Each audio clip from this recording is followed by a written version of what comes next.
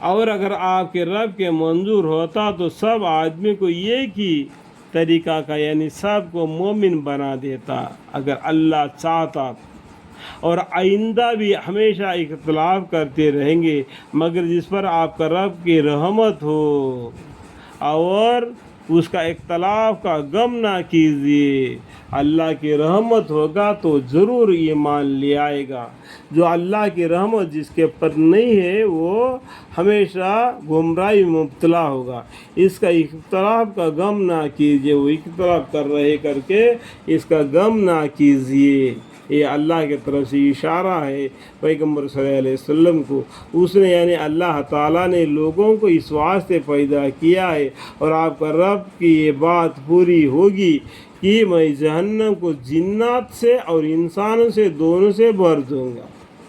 اللہ تعالیٰ نے کیا کہہ دیا؟ صدق اللہ، اللہ نے سچ کہہ دیا۔ کیا کہہ دیا؟ وَتَمَّتْ كَلِمَةُ رَبِّكَ لَأَمْلَأَنَّ جَهَنَّمَ مِنَ الْجِنَّةِ وَالنَّاسِ أَجْمَعِينَ، جہنم کو پوچھ کر بھر دیں گا۔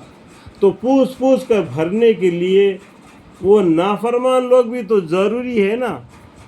اللہ نے اتنے پیغمبروں کو بھیجنے کے باوجود بھی جو نہ مانا ان لوگوں کو جہنم سے بھر دیں گے۔ کیسا؟ پوچھ کر۔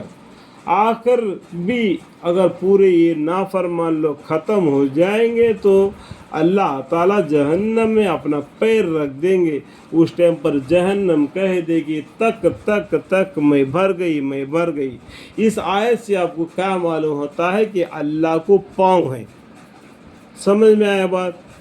اور اللہ کو دونوں ہاتھ ہے، کیونکہ زمین آسمان کو اللہ تعالیٰ اپنے مٹھی میں پکڑ لیں گے۔ اس سے کیا معلوم ہوتا ہے؟ اللہ کو ہاتھ ہے۔ اللہ سنتا ہے، دیکھتا ہے، کان بھی ہے، آنکھ بھی ہے، سمیع بشیر، ٹھیک ہے؟ تو اللہ کا چہرہ اس طریقے سے ہے کر کے کوئی کتاب سے ثابت نہیں۔ تو انسان کون ہو سکتا ہے کہ اللہ کا چہرہ اس طریقے سے ہے کر کے بنا کے اس کو عبادت کرنے کے لیے؟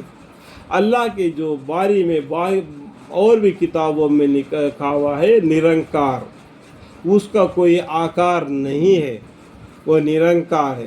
پھر کیوں اتنا جاننے کے بعد میں شرک میں مبتلا ہوتے کہ پتھروں کو، پیڑوں کو، جو منمانی چیزوں کو خدا کر کے ٹھہرا کر اس کی عبادت کرتے؟ اللہم اغفر لی، اللہم اغفر لی، اللہم اغفر لی۔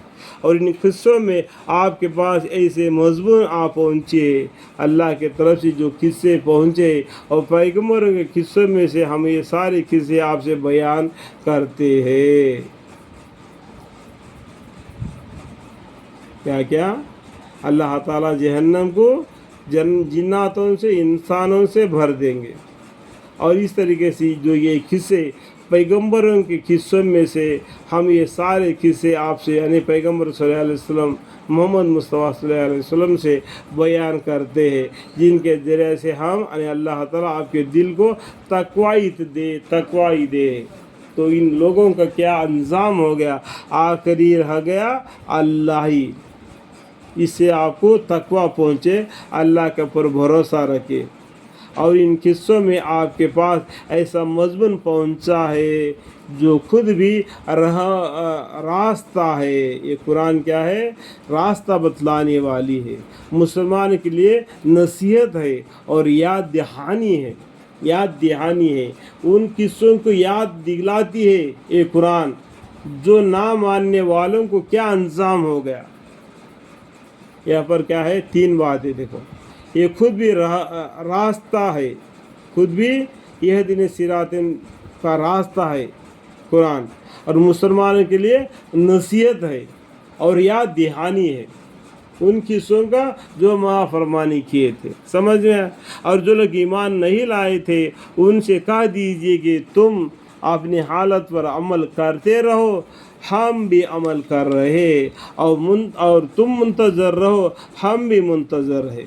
تم بھی انتظار کر لو، ہم بھی انتظار کر لیں گے۔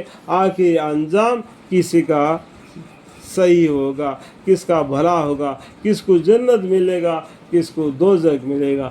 تم بھی انتظار کر لو، ہم بھی انتظار کر رہے ہیں۔ اور آسمانوں اور زمین میں جتنی غیب کی باتیں ہیں ان کا علم خدا ہی کو ہے اور سب اعمال اسی کے طرف رجوع ہوں گے، تو آپ اس کی عبادت کیجئے۔ کس کی؟ اللہ کی۔ تو آپ اسی کی مطلب کیا ہے؟